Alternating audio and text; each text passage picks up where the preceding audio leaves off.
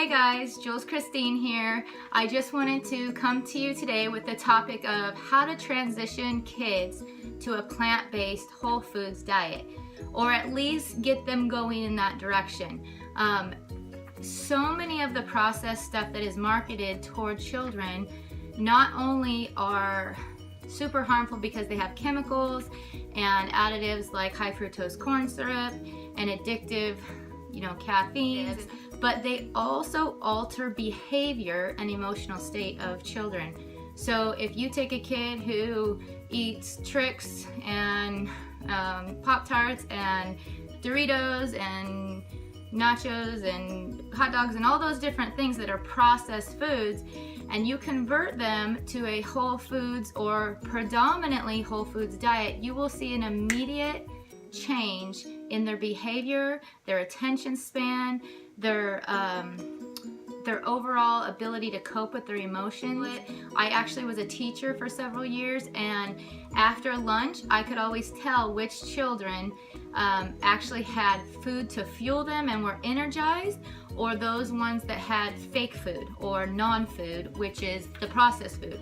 Because what would happen is these kids would come back from lunch, all of them would be super high because they just had that dose of energy, whether it was from fake or real foods, but then the kids who had the fake processed stuff would come crashing down and be falling asleep on the desk and complaining and needing to go to the bathroom and all these different things. While the other kids who had whole foods, they just kind of went up and then gradually came down to a steady pace, and then eventually they're going to need more fuel, right? Because food is supposed to be fuel. So it's a huge issue and it's a huge difference. But when kids are used to a certain menu and certain things, they get addictive just like us adults get addicted. So how do we change that in our children? Because as we all know, we're busy, we're stressed, we don't need one more whining, crying thing going on in our lives. And so sometimes we tend to pacify with food, which is an unhealthy pattern. So I'm going to give you 7 tips to help transition your kids. Number 1, and I cannot stress this enough, is educate them. As you become educated, educate them. Teach them when they're in the kitchen. Teach them how to peel a cutie. Teach them how to cut on a cutting board with some, easy things like bananas or tomatoes. I actually have these cutting boards, and I have a variety of sizes. So you can see there's 3 different sizes, and then this one's kind of the same size as this one on top. So I will let my kids use these, and then I have these 3 knives. Now, my kids are young, okay? I have a 3-year-old, he just turned 3, and then my oldest is 8. And so they all use these, 4 and 5, they've been using them, but I teach them, I educate them, I show them how to keep your fingers out of the way, how to put the food on here and get a good grip with your fingers back. Teach and train your children, and they will love to eat what they learn to eat is good. Aaliyah, what do you think of that juice? It's amazing! What's in it? Do you remember? I know there was pineapple. I think there was kale and cranberries and a lemon and apples. Good job. And very good, Trey. It was actually parsley. Cilantro. It looks like parsley. I mean, it looks like cilantro. Parsley. And I think that was all. Yep, that's it. And do you know what it's good for? What? To help your hair grow. Helps your hair and your nails grow longer. So all while you're teaching to train them and they're prepping, you can also be teaching them about the nutrients that's in the food. A banana. Did you guys know that bananas have potassium in them? Do you know that potassium helps our body function? Did you know that potassium helps keep us from cramping? Teach them just anything you know, even if it's as simple as, did you know that this banana helps fuel your mind and body better because it's a real food? the kind that God originally designed for us, and it was not man-made or processed or inputted any kind of chemicals in it. Teach that to your kids. My kids, I teach as much as I learn, I want to teach them. If I get an apple out and I start telling them, you know, even the little silly things that we've known forever, an apple a day keeps the doctor away. You know, keep it fun, keep it light, educate them while you go. Is what you're making healthy, Aaliyah? Yes, it has to be. How do you know it's healthy? Because you told me. But why else do you know it's healthy? Because it has healthy stuff in it. Like what? Carrots. Oh, what are carrots good for? Hair. Good job. And eyes. Good job. Excellent. Jaden, did you know watermelon is healthy for you? No, I didn't know that. And did you know Ariel has watermelon? Yep. Because I ate some. Number 2 is to include them. What you making, Jalen? A cube. What have you put so far in it? Orange and that. What's it called? A cucumber. Good job. Is it gonna be delicious? Yeah. And as I was saying with these knives and allowing them to cut, you can start your little, I always started my little guys off with butter knife. Jaden, how old are you? 3. What are you doing? This, look at it. What did you make? That looks fantastic, Jalen. What is it? What do you? This is apple strawberries. It's oranges and apples and strawberries and oatmeal. What are you doing, little missy? Eating the half bananas. And what are you doing with those bananas? I'm gonna put them in the dehydrator. Very nice. Thank you for helping. How about you? Wow. Same thing. Are you balancing those bananas on a mason jar? Yep. Very creative. And we're gonna put all these. I want to put all these banana peels in the pomegranate tree. What are you doing, Jalen? I do want bananas with trout. Try to get this. You know these strings, Jalen. Try to get this.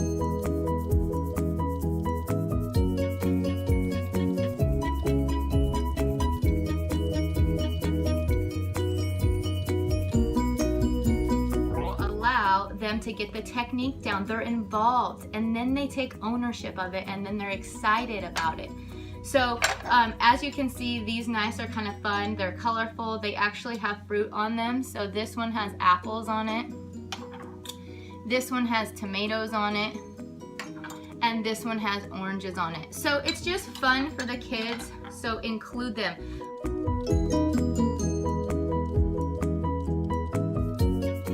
I like to call my kids the little sous chefs. And I always say, oh my goodness, you are such an amazing sous chef. Do you know what a sous chef is? So I'm always teaching and including and trying to get them involved so that they take ownership of it. Okay, include them when you go to the grocery store, right? Take them in the produce section, educate them, be excited about the colors, you know, let them pick out their favorite fruit. Let them go, Mommy or Daddy, what is this? And then you educate them. Hey, it's broccoli. Do you want to try it? Most of the time they're going to say yes because they're inquisitive. They're interested in it. So the more you take them and they experience the life-giving food in the grocery store, the more and more they're going to take ownership of it. There you go. Put it in. What are you getting? I need to win watermelon. Awesome. Here's a watermelon. Yes. Include them in the serving of the food. So I talked about the preparation of the food. One of the things that one of my daughters loves to do is to serve in this little dish. She has this special recipe that she calls a fruit daisy. And this whole thing is filled with fruit. And she designed it. It's her thing. It's her recipe. And she loves to prep it for everyone and then to serve it. Because there's something beautiful and very uniting about serving something you've prepped for your family. It's an act of love, right? And so not only are we acting in love by serving it, but now we're serving good food.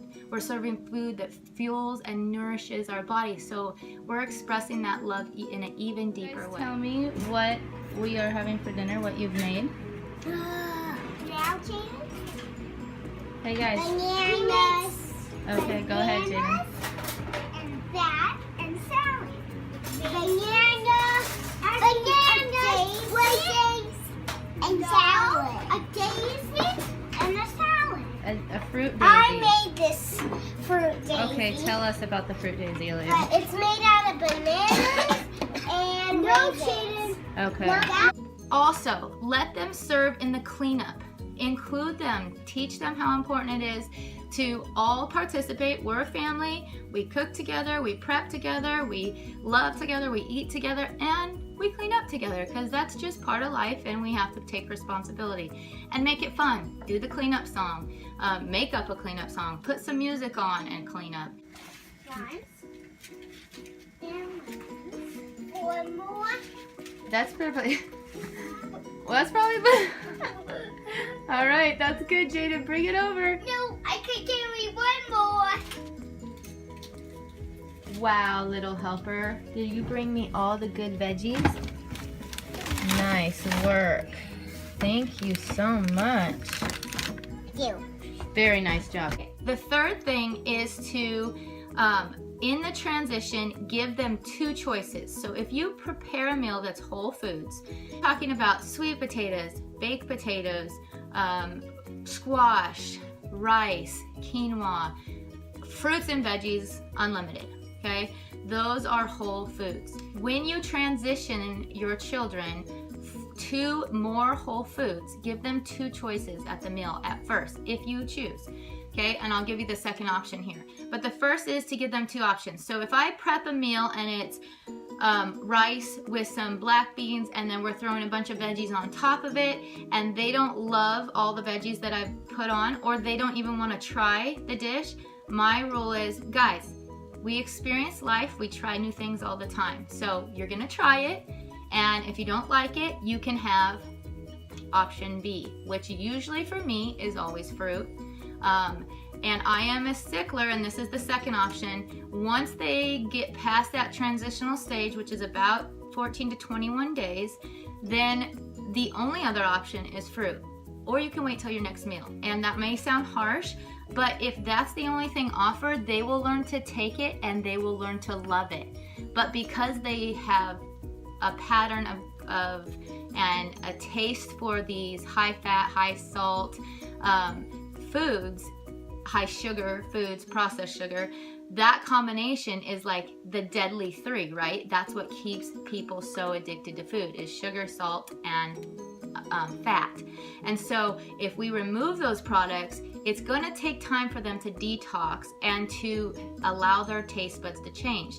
But if you're only offering whole foods, it's going to be a quicker process and they're going to realize, oh, okay, she's serious about this new lifestyle because it truly does benefit. And they're going to realize they believe in it, so should I. And then they're going to try it, and then pretty soon they're going to ask for the bananas instead of the crackers. And it happens. I know it sounds crazy, but you can do it a little at a time. Sometimes when you have 4 different kids, you can have people saying they don't like this, they don't like that, and you know, start making 2 and 3 meals. Too much work, too much stress. It's one meal or fruit. So it's a simple solution and it works, and it's not mean. You're still satiating, you're still fueling, you're still energizing, you're still feeding your children's body and nourishing it. That is love. That is not mean. And number 4 is to have eye candy, what I call eye candy.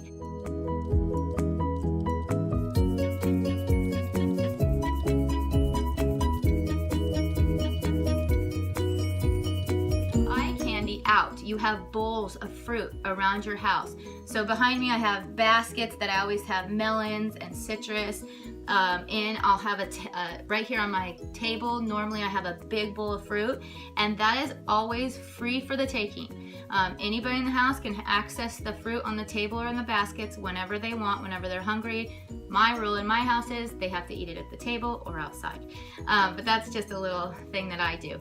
but have it out so that they see it and that their eyes, you know, naturally the way God has designed us is our eyes gravitate toward that color. If you go in the grocery store, and if you follow me on Snapchat, I'm famous for going in there and going, look at the beautiful colors. Like, tell me this isn't invigorating. Tell me this doesn't lift your spirits. It's how we're designed. We're supposed to see the food and then go and retrieve it, right? And that beautiful color and that bounty draws us to it. It's the same thing for your kids. The more they see it, the more their eyes are going to be drawn to it, and then they go to it. It wasn't available. But, so find me at Jules Christine on Snapchat, and one of the things I did is I filmed the front part of I think it was Kix box, or Trix, one of them. Anyways, and then I went down the candy aisle, and all along the candy aisle is all these colors on the packaging. Why do they do that? Because they know that in us is a desire for those bright, vibrant colors, because we are designed. If you read the Bible in Genesis, you will see we were designed to eat of the fruit of the trees, right? And so that's color, that's vibrance. We're naturally drawn to that. They will be naturally drawn to that as you put it out and you present it. So keep it accessible, keep that eye candy out so they keep coming back for it. 5, make it fun. Smoking, but my homie in here burnt up. Yeah, I'm working on, but he's straight out. Couple girls trying to twerk it on me. Wait, no, hold up. Before you even roll up, I'm in. Have fun with it. You guys, check out these cute, adorable straws, okay? I think I got these on Amazon. I'm gonna pull some out for you. So here's 2 different kinds. So I have this thick one, and then I have these thin ones. And my kids love these for smoothies, for fresh juice. You know, you make it fun and you make it enjoyable, and they're gonna love to be a part of it. Okay, another thing I do is the daisy bowl or the daisy plate, like I showed you before. Then I try to find little fun dishes. So my mom actually blessed me with these. So how cute are these for banana ice cream in the morning? Okay, yeah, they're gonna maybe have a couple bowls of this, but it's fine, it's fun, they love it, okay? And it makes them excited about eating healthy. Another example of just something that's fun, sometimes we do our rice bowls in here for them. Sometimes we do our veggie bowls. Sometimes we'll do banana ice cream in here. So that's just another bowl. You can have fun with the different types of silverware. So this is a really long teaspoon, and it's actually for stirring like iced tea. But I love to use these I have these tall cylinder cups for a smoothie, or for a little bit thicker smoothie, more like ice cream. They love it. It's fun, it's a change, it keeps it fresh. Here are 3 that I use as well. They're just vibrant, different. They actually are really smooth, so they give kind of a fun texture on the mouth. So that's another one. Look for different varieties. Here are these itty bitty teeny spoons. My kiddos love these, and I actually love them too. And I love changing it up too. So this is not just for kids, this is for everybody. So change it up, have it fun. Check these out. They're old school, but this is a corn on the cob dish. We use them for corn, we use them for berries, we've used them for carrots and hummus, all kinds of different things. I basically put them out. I'll let the kids create a little boat, just having fun, letting them take ownership of their food. It's art, right? It's fun, it's beautiful, it's nourishing. Enjoy your health, love life, live simply, celebrate today, and choose happy. Excuse me, miss, what would you like? Some more orange juice. Number 6, rewarding kids with unhealthy food is one of the most damaging things you can do. You as parents have the power now to impact your children to have a healthy relationship with food. One of the biggest things is not rewarding our kids with unhealthy food. So if you have a tendency to reward with food, reward with a healthy food, a healthy option. If it's a treat at night to take them somewhere, take them to a healthy restaurant. So one of the things that I love to do with my kids is we do what we call pajama runs, and they'll be in bed thinking they're gonna go to sleep, and I'll come in and turn on the lights and I'll say, pajama run! And we used to go to like donuts, or you know, even like the frozen yogurt shop or whatever. I have only found in my area one frozen yogurt shop that has a non-dairy frozen yogurt that occasionally I will let my children have. But I don't love all the stuff that's in it. So now what I do is I do something different. I'll take them to the grocery store and I'll say, okay, everybody gets to pick out their own juice or their own fruit, and we'll get that, and then we'll pick out a movie and we'll come home and watch it. Or we'll go do that and then we'll play a game. Or we'll go visit somebody that we love late at night, you know. So that has had to switch a little bit, and I got to get creative. So it's no big deal. I just learned that I needed to change that so that they don't associate having fun with poor food choices. I want them to associate good, because we all associate emotions with food. So I want them to associate good emotions with good, nourishing food. I try to reward always with something active. If you guys do XYZ, then we'll get up and we'll go to the jump park, or we'll walk to the park, or we'll go on a nature hike. And I do those things anyways, but that's the kind of thing you can reward with. And of course, the kids really enjoy it anyways, and so it's a healthier option.